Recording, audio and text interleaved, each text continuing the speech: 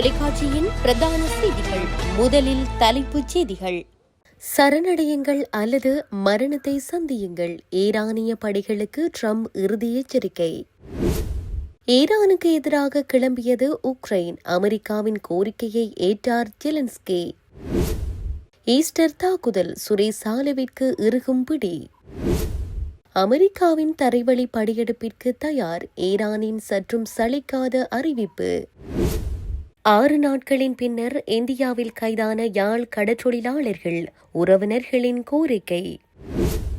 ஈரானுக்கு ஏற்பட்ட பேரிழப்பு, 300 ஏவுதளங்களை நிர்மூலமாக்கியது இஸ்ரேல். மட்டுப்படுத்தப்பட்ட விமான சேவைகளை ஆரம்பித்தது ஐக்கிய அரபு அமீரகம். தொடர்பான விரிவான செய்திகள். ஈரானிய ஆயுதப்படைகள் உடனடியாக சரணடைய வேண்டும் என்றும் அவ்வாறு செய்ய தவறினால் அவர்கள் நிச்சயமான மரணத்தை சந்திக்க நேரிடும் என்றும் அமெரிக்க ஜனாதிபதி டொனால்ட் ட்ரம்ப் எச்சரித்துள்ளார். வெள்ளை மாளிகையில் உரையாற்றும் போது அவர் இந்த கருத்தை தெரிவித்துள்ளதாக சர்வதேச ஊடகங்கள் செய்தி வெளியிட்டுள்ளன. இது தொடர்பில் மேலும் தெரிவித்துள்ள அவர், ஈரான் புரட்சிகர பாதுகாப்பு படை, ராணுவம் மற்றும் காவல் பிரிவின் அனைத்து உறுப்பினர்களும் ஆயுதங்களை கீழே போடுமாறு நான் கேட்டுக்கொள்கிறேன். நீங்கள் சரணடைந்தால் நீங்கள் முழுமையாக பாதுகாக்கப்படுவீர்கள், இல்லையெனில் நீங்கள் மரணத்தை எதிர்கொள்வீர்கள் என அவர் குறிப்பிட்டுள்ளார். அத்தோடு உலகெங்கிலும் உள்ள ஈரான் தூதுவர்கள் தாங்கள் இருக்கும் நாடுகளில் தஞ்சம் கோருமாறும் ஒரு புதிய மற்றும் சிறந்த ஈரானை உருவாக்க உதவுமாறும் அவர் அழைப்பு விடுத்துள்ளார். அத்தோடு கொல்லப்பட்ட ஈரானின் உயர்மட்ட தலைவர் ஐதுல்லா அலி ஹமேனிக்கு பதிலாக புதிய தலைவரை தேர்ந்தெடுக்கும் விடயத்தில் தான் தனிப்பட்ட ரீதியில் ஆர்வம் காட்டுவதாகவும், கமேனியின் மகன் முஸ்தபா ஹமேனி அந்த பதவிக்கு தகுதியற்றவர் என்றும் அவர் சுட்டிக்காட்டியுள்ளார். ஈரானிய ஷஹட் ட்ரோன்களை எதிர்க்க அமெரிக்கா உக்ரைனிடம் உதவி கோரியுள்ளதாக அந்நாட்டின் ஜனாதிபதி வொலோடிமிர் ஜெலன்ஸ்கி தெரிவித்துள்ளார். ரஷ்யா தொடங்கிய போருக்கு பிறகு இந்த ஷஹட் தாக்குதல் ட்ரோன்களை எதிர்கொள்வதில் உக்ரைன் பெரிய அனுபவம் பெற்றுள்ளது. அதனால் அந்த அனுபவத்தை பயன்படுத்தி உதவி வழங்க தயாராக இருப்பதாக அவர் கூறியுள்ளார். எக்ஸில் வெளியிட்ட பதிவில், தேவையான பாதுகாப்பை உறுதி செய்யும் வகையில் உக்ரைனிய நிபுணர்கள் மற்றும் தேவையான வசதிகளை வழங்க நான் உத்தரவிட்டுள்ளேன் என்று தெரிவித்துள்ளார். மேலும் உக்ரைனின் பாதுகாப்பையும் மக்களின் உயிரையும் காக்க உதவும் கூட்டாளிகளுக்கு உக்ரைன் உதவுகிறது என்றும் அவர் வலியுறுத்தியுள்ளார். இதேவேளை மத்திய கிழக்கு நாடுகள் சில ஏற்கனவே ஷஹட் ஒருதிசை தாக்குதல் ட்ரோன்களை எதிர்க்க உக்ரைனிடம் உதவி கேட்டுள்ளதாக ஜெலன்ஸ்கி நேற்று தெரிவித்திருந்தார். இந்நிலையில் உக்ரைனின் இந்த உதவியை அமெரிக்க ஜனாதிபதி வரவேற்றுள்ளதாக சர்வதேச ஊடகங்கள் செய்தி வெளியிட்டுள்ளன. ஈஸ்டர் ஞாயிறு தாக்குதல்கள் தொடர்பாக கோட்டை நீதவான் நீதிமன்றத்தில் விசாரிக்கப்பட்டு வரும் வழக்கில் காவலில் வைக்கப்பட்டுள்ள அரசு புலனாய்வு சேவையின் முன்னாள் பணிப்பாளர் சுரேசாலுவை 3வது சந்தேக நபராக பெயரிட குற்ற புலனாய்வு துறை நேற்று நடவடிக்கை எடுத்தது. ஈஸ்டர் ஞாயிறு பயங்கரவாத தாக்குதல்களுக்கு உதவியதாகவும் உடந்தையாக இருந்ததாகவும் குற்றச்சாட்டில் அரசு புலனாய்வு துறையின் முன்னாள் பணிப்பாளர் ஓய்வு பெற்ற மேஜர் ஜெனரல் சுரேசாலே பிப்ரவரி 25 அன்று பேலியகுடையில் வைத்து கைது செய்யப்பட்டார். பின்னர் பயங்கரவாத தடுப்பு சட்டத்தின் தற்காலிக ஏற்பாடுகளின் கீழ் சுரேசாலுவை 90 நாட்கள் காவலில் விசாரிக்க குற்றப்புலனாய்வுத்துறை பாதுகாப்பு அமைச்சிடம் அனுமதி பெற்றது. இத்தகைய சூழலில் உயர் நீதிமன்றத்தில் போதுமான ஆதாரங்கள் இல்லாமல் தங்கள் வாடிக்கையாளரை கைது செய்து தடுத்து வைக்கும் உத்தரவை சவால் செய்யும் வகையில் தொடர்புடைய வழக்குகளின் சான்றளிக்கப்பட்ட நகல்களை வழங்குமாறு கோரி சாலேவின் வழக்கறிஞர்கள் நேற்று முன்தினம் கோட்டை நீதவான் நீதிமன்றத்தில் ஒரு மனுவை தாக்கல் செய்தனர். மேலும் தங்கள் கட்சிக்காரரை சந்திக்க மேலதிக நாள் அவகாசம் அளிக்க வேண்டும் என்றும் வீட்டிலிருந்து உணவு எடுத்து செல்ல அனுமதிக்க வேண்டும் என்றும் வழக்கறிஞர்கள் கோரிக்கை விடுத்தனர். தொடர்புடைய சட்ட ஆவணங்களின் சான்றளிக்கப்பட்ட நகல்களை வழங்க நீதிபதி உத்தரவுகளை பிறப்பித்த போதிலும் சுரேசாலே கைது செய்யப்பட்டு தடுத்து வைக்கப்பட்டது தொடர்பான உண்மைகளை குற்றப்புலனாய்வுத்துறை இன்னும் நீதிமன்றத்திற்கு தெரிவிக்கவில்லை என்று கூறி பிற கோரிக்கைகளுக்கான உத்தரவுகளை பிறப்பிக்க அவர் மறுத்துவிட்டார். இதுபோன்ற சூழலில் சுரேசாலுவின் தடுப்பு காவல் குறித்து குற்றப்புலனாய்வுத்துறை நேற்று கோட்டை நீதவான் நீதிமன்றத்தில் உண்மைகளை தெரிவித்தது.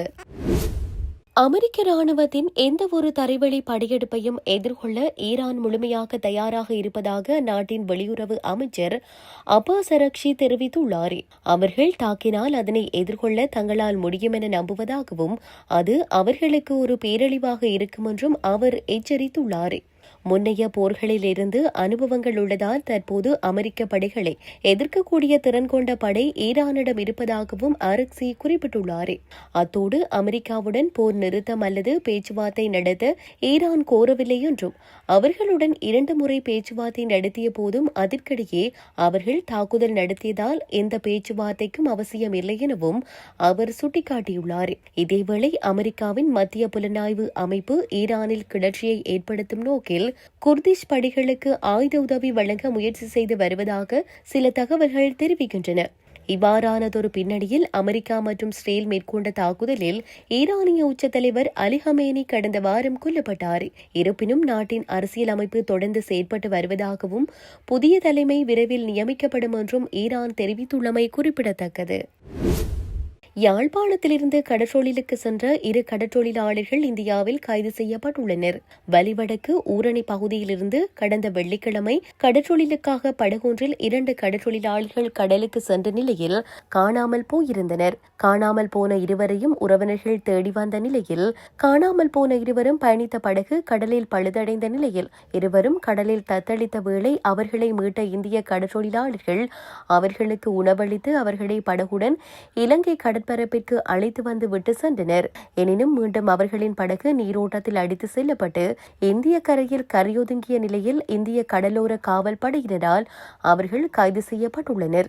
இந்த நிலையில் கைது செய்யப்பட்ட கடற்றொழிலாளர்கள் இருவரையும் பாதுகாப்பாக நாட்டிற்கு கொண்டு வருவதற்கும் அவர்களின் தொழில் உபகரணங்களை அவர்களிடம் வழங்குவதற்கும் சம்பந்தப்பட்ட தரப்பினர் நடவடிக்கை எடுக்க வேண்டும் என அவர்களின் உறவினர்கள் கோரிக்கை விடுத்துள்ளனர். தற்போதைய போர் தொடங்கியதிலிருந்து 300 ஈரானிய பாலிஸ்டிக் ஏவுகணை செலுத்திகளை அளித்ததாக இஸ்ரேல் படை வட்டாரம் தெரிவித்துள்ளது. மேற்கு மற்றும் மத்திய ஈரானில் உள்ள ஈரானிய ராணுவ தளங்கள் மீது நேற்று காலை தொடர்ச்சியான வான்வழி தாக்குதல்களை நடத்தியதாகவும் பாலிஸ்டிக் ஏவுகணை செலுத்திகள் மற்றும் வான் பாதுகாப்பு அமைப்புகளை அளித்ததாகவும் இஸ்ரேலிய விமானப்படை கூறியுள்ள நிலையில் இந்த அறிவிப்பு வந்துள்ளது. இது இஸ்ரேல் அரசில் எல்லையை நோக்கி ஏவுகணை செலுத்தும் நோக்கத்தை முடிந்தவரை குறைக்கும் என்று இஸ்ரேல் ராணுவம் கூறுகிறது. போர் தொடங்கியதிலிருந்து 113வது அலியான மேற்கு மற்றும் மத்திய ஈரானில் நேற்று காலை நடந்த தாக்குதலின் போது டசின் கணக்கான ஈரானிய ஏவுகணை ஏவுதளங்கள் மீது டசின் கணக்கான குண்டுகள் வீசப்பட்டதாக IDF தெரிவித்துள்ளது. மத்திய கிழக்கில் நிலவும் போர் பதற்றங்கள் காரணமாக பிராந்திய வான்பரப்பு பகுதியளவில் மூடப்பட்டிருந்த நிலையில் தற்போது வான்பரப்பு மீண்டும் திறக்கப்பட்டதை அடுத்து ஐக்கிய அரபு அமீரகம் விமான சேவை தனது செயற்பாடுகளை கவனமாக ஆரம்பித்துள்ளது. எனினும் பாதுகாப்பு நிலவரங்களை கருத்தில் கொண்டு மறு அறிவித்தல் வரை மட்டுப்படுத்தப்பட்ட விமான அட்டவணையின் கீழேயே சேவைகள் முன்னெடுக்கப்படும் என அந்த நிறுவனம் அறிவித்துள்ளது.